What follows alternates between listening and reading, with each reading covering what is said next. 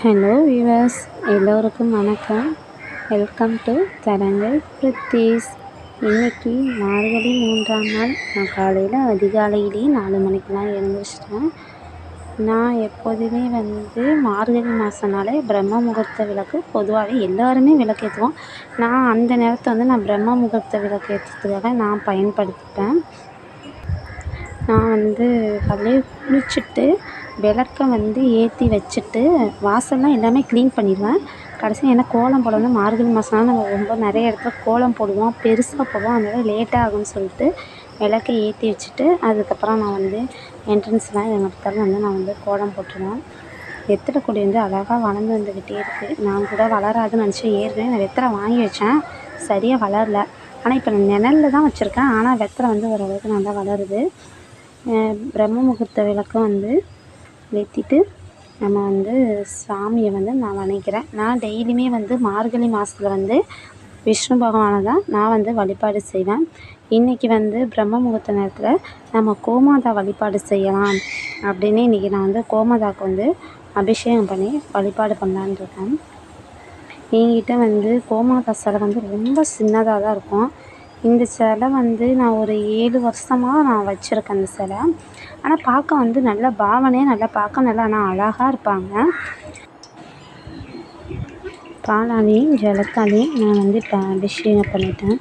கோமாதாவில் பார்த்தா அனைத்து தெய்வங்களுமே வாசம் செய்வதாக சாஸ்திரங்களே சொல்லுது. அது பசுமாட்டை நம்ம எந்த சைடு தொட்டு வணங்கினாலும் போதும், நம்ம செய்த பாவங்கள் எல்லாமே நீங்குங்கிறது சாஸ்திரத்தோட நியதியாகவே கருதப்படுது. இப்போ நான் அபிஷேகம் பண்ணிவிட்டு நான் அந்த கோமாதா மேலே ஃபுல்லாகவே ஜவ்வாது, அர்த்தரு இதெல்லாம் நான் எப்போதுமே பயன்படுத்துகிற பொருள். வாசத்துக்காக, நறுமணத்துக்காக பயன்படுத்துகிறேன். அதனால் இதை பற்றி நான் தடவிக்கிறேன். இன்றைக்கி பார்த்தா பலரும் கோமாதா வழிபாடுங்கிறதே ரொம்ப மறந்துட்டாங்கங்கிறது சொல்லலாம்.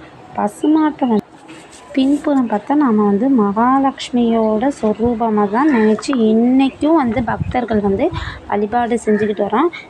கோமாதாவை நான் ஒரு வெற்றிலை மேலே வச்சுருக்கேன். வெற்றிலைனாலே வெற்றியே தரக்கூடிய இலைங்கிற வசதி அதுக்கு பேரே வெற்றிலைன்னு நினச்சி நம்ம அதனால தான் எல்லா பூஜை புனஸ்காரத்துக்கும் வெற்றிலை இல்லாமல் நம்ம பூஜை வழிபாடே பண்ணுறதே கிடையவே கிடையாது. இப்போ நான் பூவால் கோமாதாவை நான் இப்போ அலங்கரிச்சுக்கிறேன்.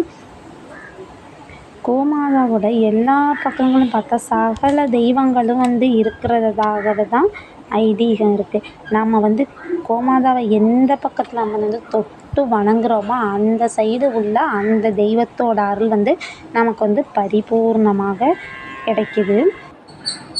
ஒரு தாய் குழந்தைக்கு எப்படி பால் கொடுத்து பசியாற்றுவது போல தான் இந்த உலகத்தில் உள்ள உயிர்களுக்கு தன்னுடைய பாலை கொடுத்து இந்த கோமாதா காப்பாற்றுதுன்னே சொல்லலாம்.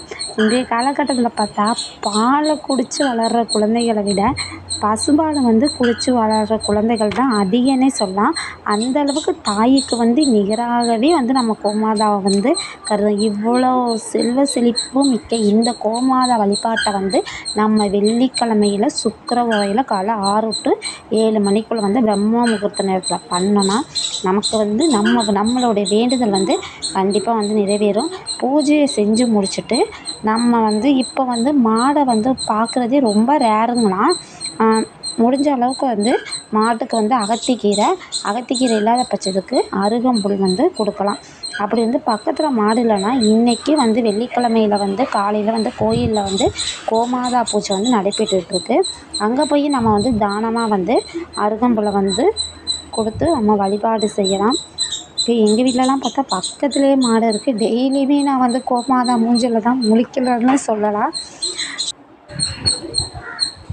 இப்போ தீபம் தூபம் காட்டிக்கலாம். விஷ்ணு பகவான் மார்கழி மாதங்கிறது அதிகாலையில் நான் விஷ்ணு பகவானை தான் வழிபாடு செய்வேன்.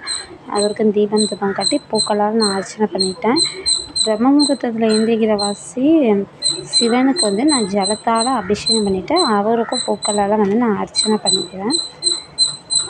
இப்போ நான் வந்து மார்கழி மாதம் அதிகாலையில் இப்படி தான் வந்து பிரம்ம முகூர்த்தம் வந்து பூஜை வந்து பண்ணிக்கிட்டுருக்கேன். இந்த வீடியோ வந்து உங்களுக்கு வந்து பிடிச்சிருந்துச்சுன்னா மறக்காமல் லைக் பண்ணிவிட்டு ஷேர் பண்ணுங்கள், சப்ஸ்கிரைப் பண்ணுங்கள்.